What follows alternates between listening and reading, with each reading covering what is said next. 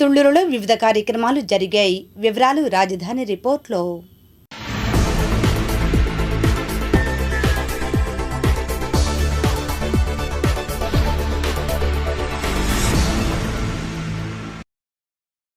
మందడం గ్రామంలో గోనుగుంట్ల పెద్దారావు లలిత కుమారి దంపతుల ఆర్థిక సహాయంతో నిర్మించబడిన తేజో మహిమ మినిస్ట్రీస్ చర్చ్ మరియు కళ్యాణ మండపం 6వ వార్షికోత్సవం సందర్భంగా వార్షికోత్సవ కార్యక్రమం వేడుకగా జరిగింది.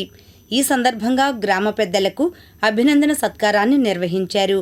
ఈ క్రమంలోనే పుర ప్రముఖులు కట్ట రాజేంద్ర ప్రసాద్ పుట్టినరోజు సందర్భంగా కేక్ను కుటుంబ సభ్యులతో కట్ చేయించారు. అనంతరం చర్చి ఫాదర్, చర్చి కమిటీ సభ్యులతో కట్ట రాజేంద్ర ప్రసాద్ దంపతులను సన్మానించారు. ఈ మేరకు ఫాదర్ నాగేశ్వరరావు మాట్లాడారు. ఈ తేజో మహిమ మినిస్ట్రీస్ 5 వసంతాలు పూర్తి చేసుకుని 6వ వసంతంలో అడుగుపెట్టే భాగ్యాన్ని దేవాదేవుడు మాకు ఇచ్చాడు. ఈ మందడ గ్రామంలో ఎస్టీ కాలనీలో ప్రజలందరూ కూడా చాలా సంతోషంగా ఆనందంగా జరుపుకుంటున్నారు ఈ వేడుకలు. ఈ యొక్క వేడుకల్లో పాల్గొన్న ప్రతి ఒక్కరికి కూడా నిండు వందనాలు, ధన్యవాదాలు తెలియజేస్తున్నాను. ఈ యొక్క కార్యక్రమాన్ని ఇక్కడ నిర్వహించడానికి గోనుగుంట్ల పెద్దారావు గారు, లలిత కుమారి గారు అల్లుడు గారు రాజేంద్ర ప్రసాద్ గారు, రాధారాణి గారు, వారి కుటుంబం మాకు ఫస్ట్ నుంచి కూడా సహకరిస్తూ ఉన్నారు. అందును బట్టి చాలా సంతోషిస్తున్నాం. అంతేకాదు ఈ యొక్క కాలనీ పెద్దలు కానీ మా గ్రామ పెద్దలు చాలామంది చాలా చక్కగా సహకరించారు. మేమందరం కూడా చాలా సంతోషిస్తున్నాం దీనిని బట్టి. అంతేకాకుండా ప్రత్యేకంగా ఈరోజు ఒక స్పెషల్ ఉంది. ఏంటంటే మా రాజేంద్ర ప్రసాద్ గారికి జన్మదిన శుభాకాంక్షలు మేము తెలియజేస్తున్నాం. అంతేకాదు ఆ సందర్భంగా ఈరోజు ప్రత్యేకంగా అనేక మందికి ఇక్కడ భోజనాలు ఏర్పాటు చేయడం జరిగింది. అనేక మంచి కార్యక్రమాలు జరుగుతున్నాయి.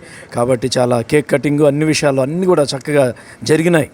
కాబట్టి వచ్చిన ప్రతి ఒక్కరికి కూడా ధన్యవాదాలు తెలియజేస్తాను. రాబోయే రోజుల్లో ఇంకా అనేక వసంతాలు జరుపుకోవాలని చాలా అందరూ కూడా సహకారంతో మేము ముందుకు సాగాలని కోరుకుంటున్నాం. Thank you.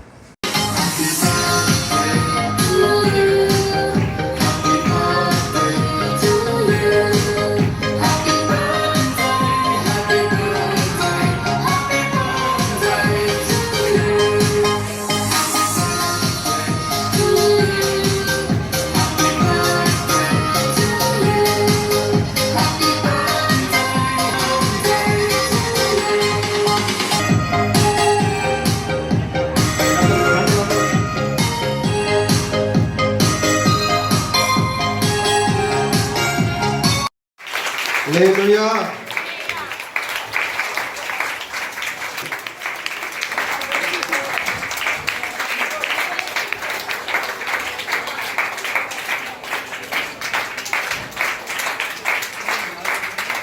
రాజధానిలో మొట్టమొదటిసారిగా ప్రధాని మోడీ శంకుస్థాపన చేసిన స్థలాన్ని ఆంధ్రప్రదేశ్ కాంగ్రెస్ పార్టీ అధ్యక్షురాలు షర్మిల శుక్రవారం సందర్శించారు. అనంతరం ఆమె మీడియాతో మాట్లాడారు.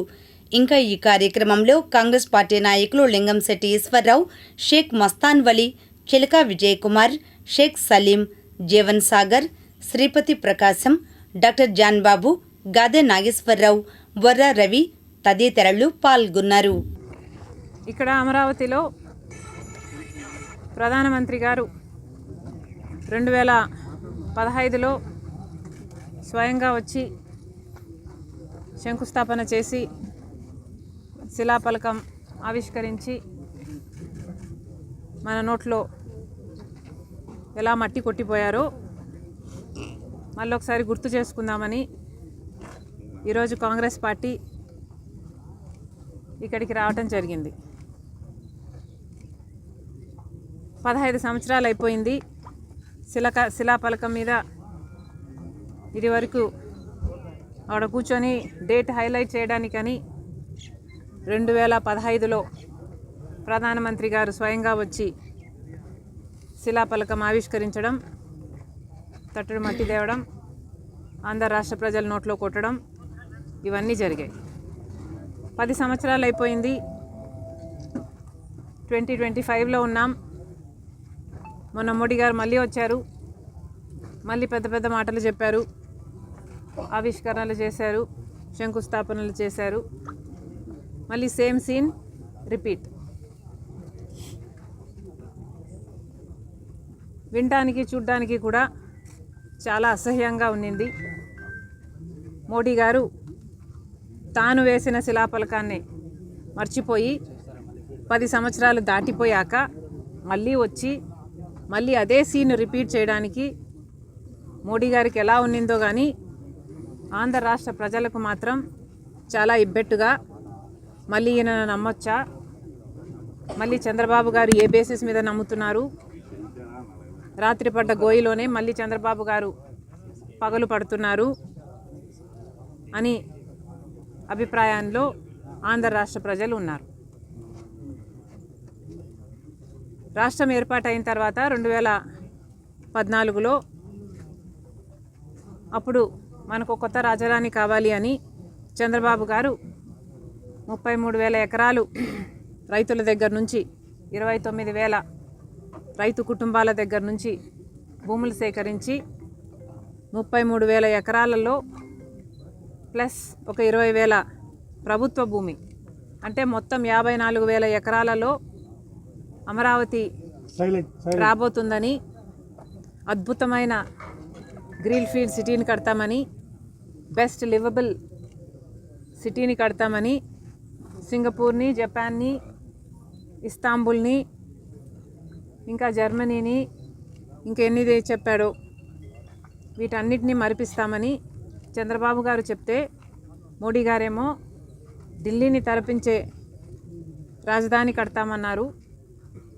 రాజధాని బాధ్యత పూర్తిగా మోడీ గారిదే అన్నారు.